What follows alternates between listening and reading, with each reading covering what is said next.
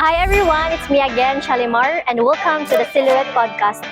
So now, na-update karon sa Try GC online store na locate at bang sa City Hall and kilid sa First Picking. So ang ila ding ipangbaligya diri guys kay mga kanang birthday designs, mga makeups and everything. So hi ma'am, good afternoon. Kanang na-update karon sa Try GC online shop. So makagimamat na nato si Ma'am Chin Godin. Miss Chin. So nata diri sa ihang shop. So ngano dayang na-come up nini mo nga business ma'am? Unsay starting point ani ngano naka-build kay business? Oh, ang starting ra jud nako ani sa una college pa ko, college student. Nya sa nag-school ako dapit naman sa Colon area nya. Nako yung mga samtang padong ko sa school, makita ko mga items bitaw nya, business minded na jud ko sa una pa. Nya makita ko mga items, makaingon ko nindot lagi na siya ibaligya. Nya kung unsay akong mga hilig, mo pud na akong ipangbaligya kay ako una kuan naman magamit ra pod na ako kasi dili mahalin mag-unhan man jud ko. Yang ako mga allowance sa una mo akong gamiton. Oh, inig. So imo rang i-roll up day mo. Oy, rolling ra nako nya. Wala pa makoy physical store ato, magkuan ako ato kanang ko sa online sa Facebook. Unya i-meet up ra nako. Nya namo ko sa city ato. Ay meet up nako sa SM, sa school namo or sa kuan kanang Colon. So pila naman mo kay years din mo? Starting din nga. Sa dire sa tindahan namo 5 years na. 5 years. Pero nagsugod ko online selling 2015. So sa inyong negosyo ma'am, unsa may mga challenges nga na-come up nimo ani nga business? Dire sa pagtukod gyud namo aning tindahan na pandemic pa magud to nga time. Mingaw kay ni diri nga daan kay dili ba ani ang sentro gyud sa kanang mga basic needs dito ba dapit sa Gaisano. Diri nga Tuyuonon man gud street tuyuonon ni diri. Oh nya wala pa kay ni mga establishments diri sa una para ning Crispy King. Ang naara diri ang City Hall nya kanang central nya. Mingaw pa kay ni ato nga times nya. Dihatoy bago pa ko opening ato nya mga ika third day man siguro or ika fifth day. Ako halin 20 ra. Nya moto murag na dako ba amiga abang diri. Nya naguna ko sa man ni nako pag kuan pag katigom og para abang kung ingat to permi akong halin. Moto naghunahon ako unsa pa may lain ako ikatinda para mukusog ko diri nya areon kog mga tao nya mo to nakahuna-huna ko nga ako yung mga snackers diri sa una nya muna mo to nakapakusog sad nako nya tuyon jud kog mga tao diri kay mag wholesale man ko ato nya katong mga snackers kay nawagtang man ako ang supplier ato bali ni undag siya ba mo to na undang sad ko nya mo to nangita na sa kog laing items nga pwede nako igabaligya diri.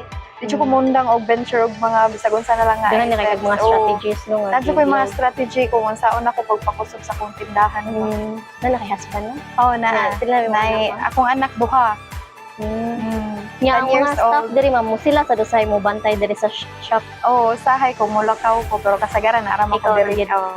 Kung wala ka naka-build og yung nani nga business nimo ma'am, kanang what do you think ma'am unsay mong mga murag lifestyle nimo ron nga wala ka na yung nani ka business? Kuan ang ako ang gi-graduatean kay kuan man kanang business ad niya. Kana akong major kay financial management. Nya moto in kaso wala ko naka-build ani nga store.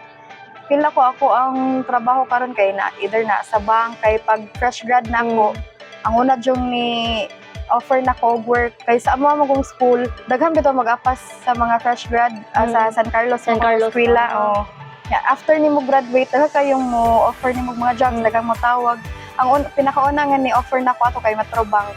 Feel nako og wala ko naka-build og business og wala ko naka-start og kanang online selling kay ang online selling madjoy nakapa agni nako ba nga mag-build jud og store. Kung wala ko ato, feel ako na ako sa bangko karon nagtrabaho.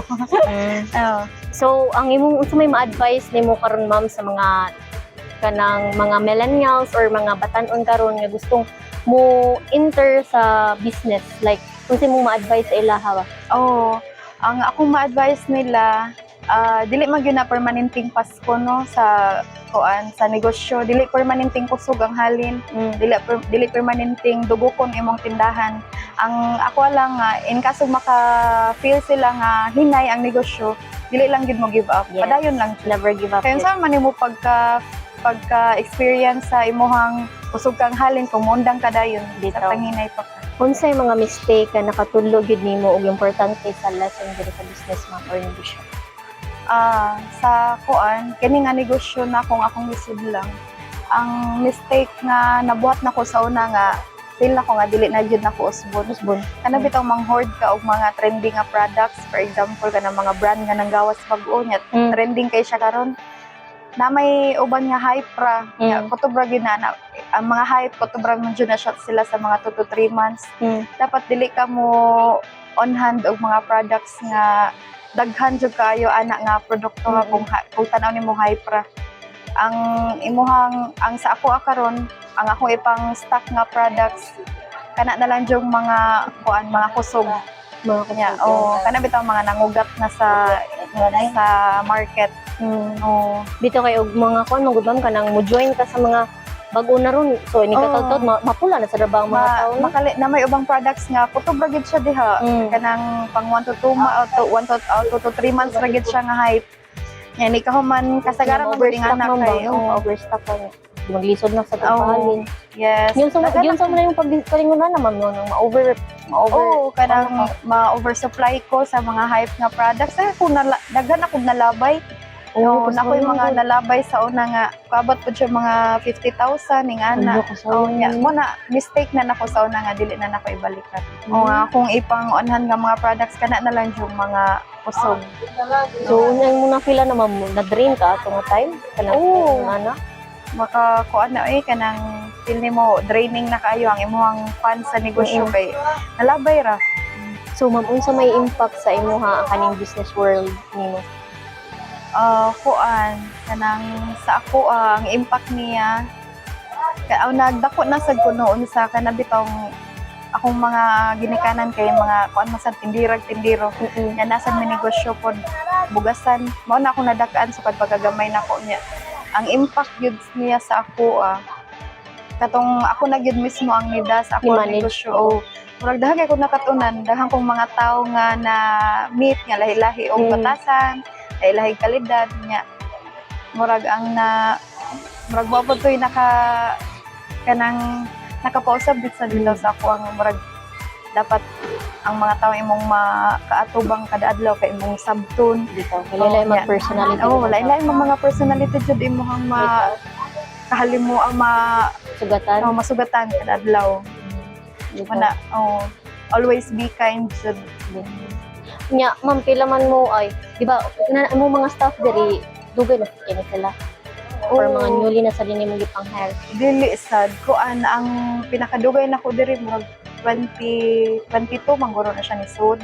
Or 2021 pa ba. Murag di pa kay tudugay after ni buto ang pandemic. So karon ma'am, karon nga imong paghimutan sa mga negosyo, boom na gyud siya mayo or makuha na ba mamita ba ang imong mga personal nga needs, wants, nya among pag-abang dinhi? Sa kanang sa pagkakaroon di ko kaingon gyud nga boom na jud pero at least makakuha na yun siya, makasustain na sa mga expenses o sa mga bisad sa once kay di masan may maluho po. Mga expenses lang. Ma'am, congratulations ka nakabuild kay nga ani nga negosyo no ya for almost 5 years na. 5 years na. 5 years na, di ba? Kung kamo magplano mo ganahan mo magtukod og negosyo no. Advice lang dyan mo ma'am, samot na ka ng mga online seller, no? Karon gabi karon ma'am, no? So, moro to, congratulations ma'am. Thank you so much ma'am sa pakiginaw-ginaw. Salamat. Thank you. Bye.